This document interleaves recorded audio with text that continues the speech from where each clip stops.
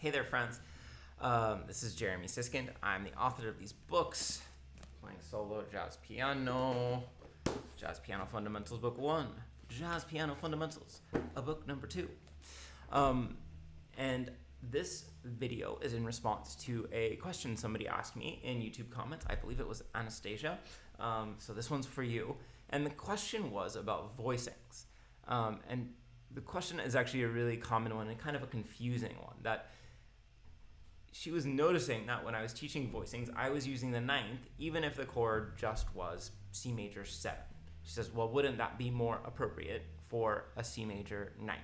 And I happen to have this little bit of a presentation that I give, which covers how we think about these things. So I'm going to go to a fancy PowerPoint. It's going to show up as number 2, because this is the second part of the presentation, but I think you'll enjoy it. So here we go. The reason is, at its core, that chord symbols give information, not instructions. And I want to tell you what this means in the form of a very uncooperative PowerPoint. It's in the form of a murder mystery. Okay. And the mystery is this. Here's, these are 4 bars from Autumn Leaves.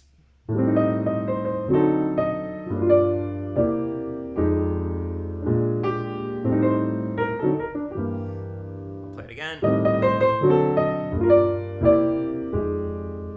Okay. So in these 4 bars, you'll see that every single one of these chords is notated using a 7, right? A superscript 7 at the end of the chord, except for that circled C9, right? That is indicated with a ninth. So the question that I want to help solve is, why is that one notated with a ninth, whereas the others are notated with a 7th? And so I think there's about to be a fancy animation. That's our mystery. If you're not excited by this, I don't know what gets you up in the morning. And so we need to know 2 really important rules in order to understand this. The first one is the rule of upper extensions. Okay, here's the rule. For any 7th chord, a musician is allowed and even expected on a professional level to add upper extensions above the 7th. So when we talk about upper extensions, we're talking about the 9th, the 11th, and the 13th. Now, for those of you who are savvy, experienced musicians, you know that for major and dominant chords, we generally omit the 11th or we alter it. But the 9th and 13th, we are really expected to use pretty frequently. Okay, I'm going to read the rule one more time. For any 7th chord, a musician is allowed and even expected to add upper extensions above the 7th. So here are some examples of voicings I would play. And notice that all these chords are written as just C7. That voicing has, the 1, 3, 5, 7, as well as the 9th and the 13th. Here's C minor 7. Notice that voicing has the 11th, which we do use on minor chords. Or here's a different voicing for C major 7. Also has the 9th and the 13th. So even though the chord just says 7th, we are adding in these upper extensions. Second rule, I think, is what's going to come up next. All right, well, first, it says if you're already allowed to use the 9th, why would you write C9 here? And for that, we need to know the second rule, which is the rule of altered dominance. And this rule is that for any dominant 7th chord, a musician is allowed and even expected to raise and or lower the 5th and or the 9th. I know there's a lot of and ors, but let me just be clear, and I think the diagram on the left helps, that you don't need to wait for an indication of an alteration in order to make one. If you see just a normal C7, you're kind of expected to add in a flat or a sharp 5, a flat or a sharp 9. And it can be both. That's what these and ors are saying, is that I could add both a flat and a sharp 9, or I could add a sharp 9 and a sharp 5. So we're allowed and expected to add a bunch of alterations. So this is kind of an exhaustive little list. If I see the C7 listed on the left-hand side, I might play a C7 flat 9 or a C7 sharp 9. If I see the C7 listed The second line, I might play a C7 flat 5 or a C7 sharp 5. You know, and I could start combining. If I see C7, I'm allowed to play flat 5, flat 9, sharp 5, sharp 9. Right? Or mix them up and play flat 9, sharp 9, flat, sharp 5, flat 9. Getting tongue-tied. And of course, I could like really add a ton. I could add both a flat and a sharp 5. Sounds very whole tony. I could add both a flat and a sharp 9. I could add flat 5, sharp 5, flat 9, sharp 9. All together there. Very difficult to notate. I would hate to have to read that chord.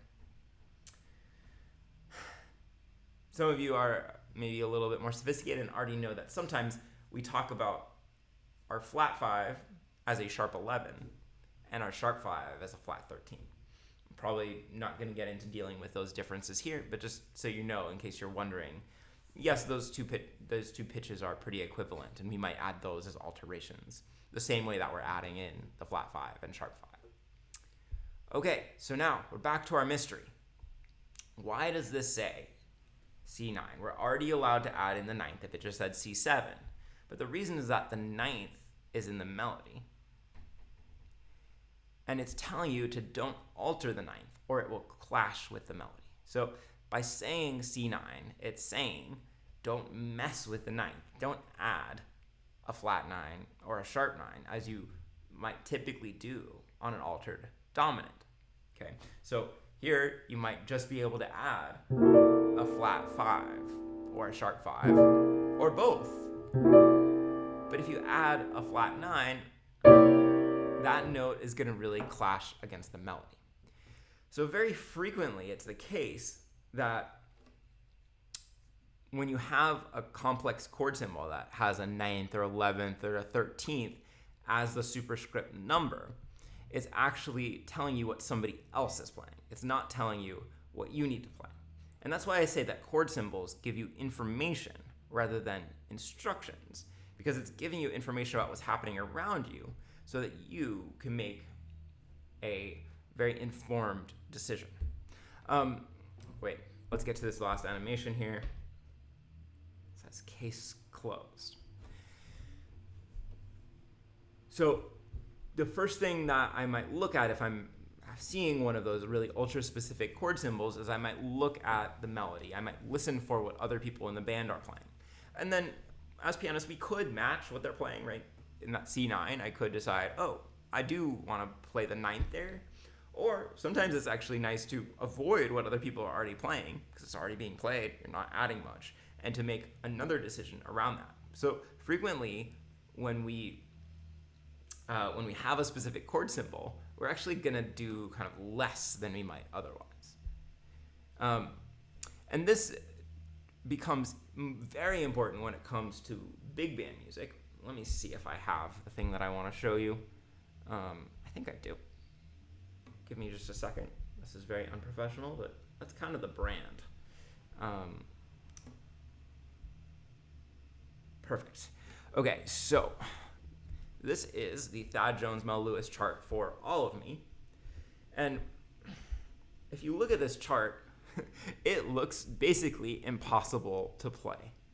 I mean, look at how much is happening here. This would be wildly difficult to read. Okay, so let's start at measure 5. First beat is A flat 7, flat 9, flat 5. Second beat is G minor 9. Next beat is next eighth note is G flat 7, sharp 9. Then after that we have F major for 2 beats.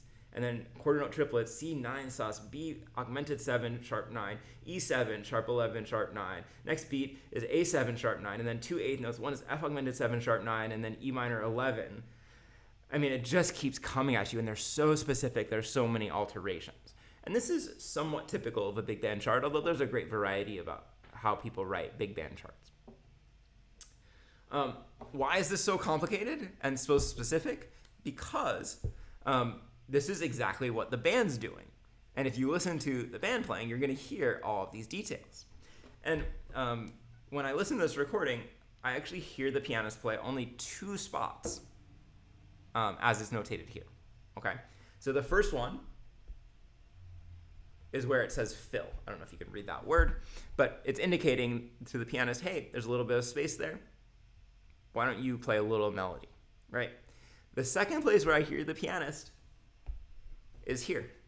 Very ironically, this is the only place, basically, where there's a rest in the chart. And the pianist says, oh, that must mean that the band is resting. So this whole chart is giving a ton of information. It is not by any means telling a pianist you need to play here, but it is giving you some guardrails. So if you're going to play something, then you should know all this stuff about what's happening around you so that you can play something that's going to sound good against the band. All right, so that is my explanation of this really core principle that chord symbols give information, not instructions.